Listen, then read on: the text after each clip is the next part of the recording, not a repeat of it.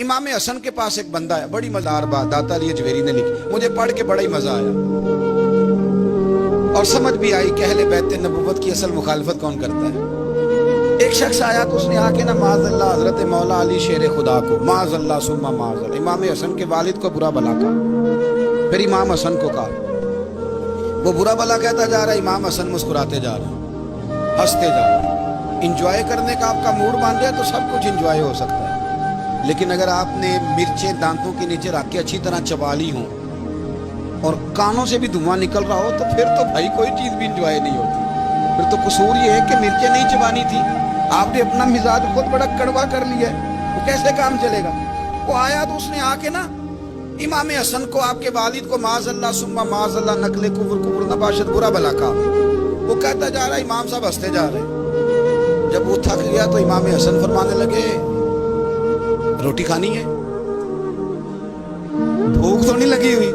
کہنے لگا بڑی لگی ہوئی ہے. فرمانے لگے اس کو روٹی کھلاؤ. اس کو روٹی کھلائی. فرمایا تیرا حال, کہنے لگا بڑا غریب ہوں. ایک پیالے میں چاندی بھر کے امام حسن نے اسے دی, اور جب اس کو دے دی نا تو غور سے چہرہ دیکھنے لگا. کہنے لگا آپ کا حلم دیکھ کے, سخاوت دیکھ کے مجھے یقین آ گیا ہے کہ آپ واقعی خون رسول.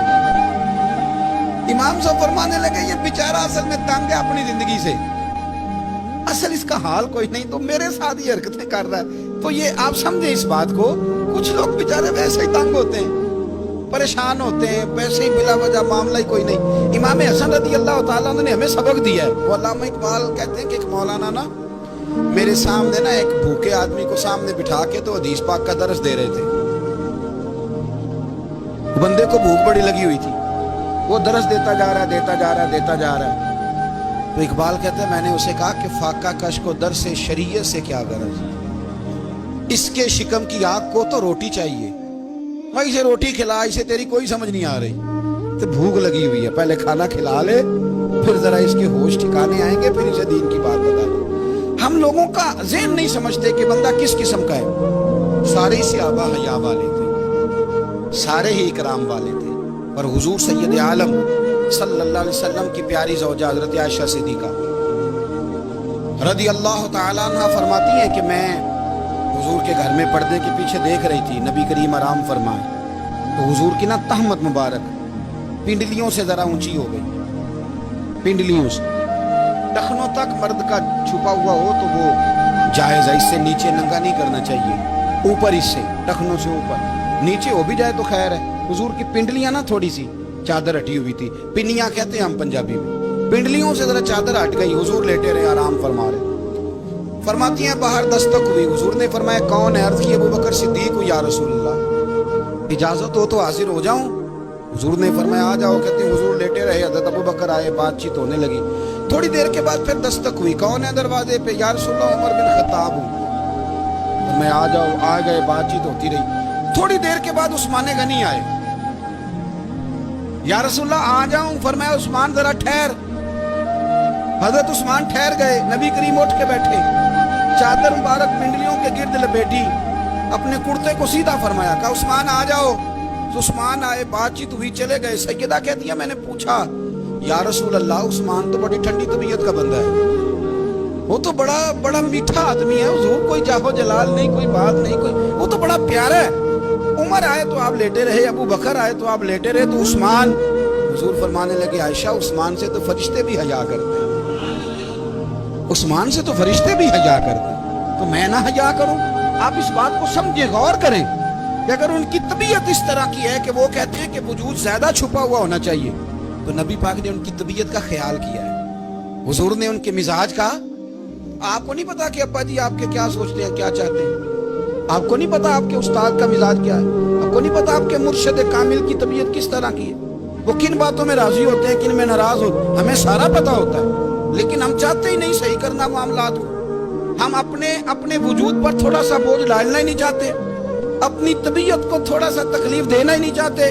حضرت صدیق اکبر رضی اللہ عنہ, مالدار آدمی, کروڑوں پتی شخص, لیکن انہوں نے نا ایک موقع پہ پھر ٹاٹ کا لباس بھی پہن لیا. کسی نے ان سے کہا ابو بکر یہ کیا؟ फरमाने लगे नबी करीम को, मेरे आका को गरीबी पसंद है तो अबू बकर गरीब बन गया है। खत्म हो गई। जे सोना ही मेरे दुख विच राजी ते मैं सुख नूं चुल्ले टावां, ठीक हो गई बात। वो जिस हाल में रखे उस हाल में राजी रहना है। ये जो मिजाज है ना हमारा कि मैं ढलना नहीं चाहता, मैं बदलना नहीं चाहता, हम तो गुलाम है फिर भी नहीं बदलते। थोड़ा सा ख्याल करे।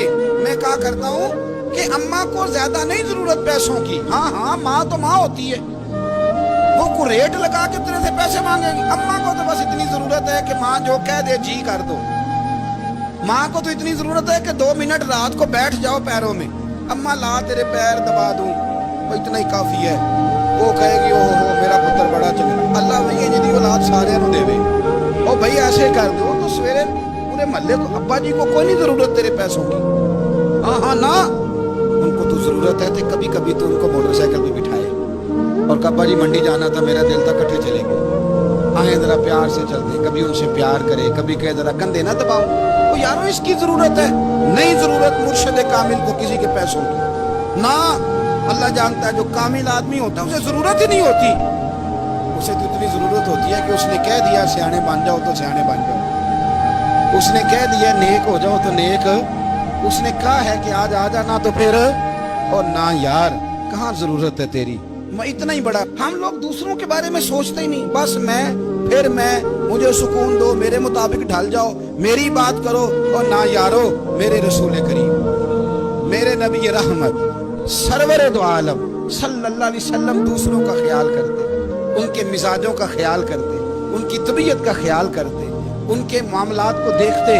मेरे रसूल पाक अलैहिस्सलाम तो देखते कौन शख्स किस तरह का है, किस रवैये का है, किस अंदाज का है, उसको उसके मुताबिक इज्जत देते, वकार देते, नवाज देते, उस शख्स का उस तरह का इकराम करते